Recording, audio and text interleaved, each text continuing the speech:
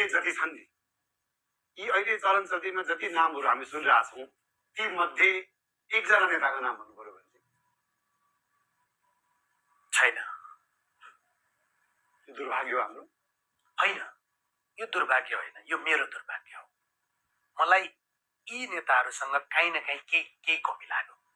तपाईँलाई मैले केपी शर्मा ओली भने केपी शर्मा ओलीसँग धेरै चिज छ, तर उहाँले समयको चाप, माग र वस्तुस्थितिको सही विश्लेषण गर्न नसक्दा उहाँ बालुवाटारबाट चन्दनबाट गुन्डु जसरी पुग्नुभयो, यो बेलामा उहाँ नेता हो भन्न सक्ने अवस्था छ त?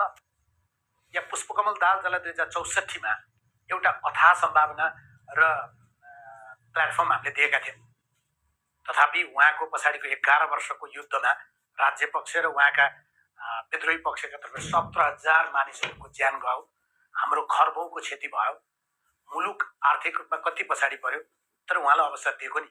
तर त्यो अवसरलाई उहाँले बारम्बार प्रधानमन्त्री हुन प्रयोग गर्नुभयो त? 6 पल्ट प्रधानमन्त्री हुन्छु भन्ने भाग्ने बेलामा लसार पसार भेट्ने शेरबहादुर देउवा होइन?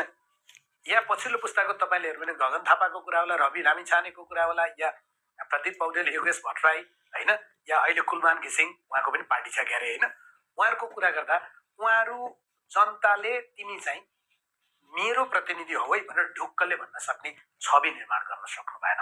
म एउटा आम जनता हो, त्यसकारण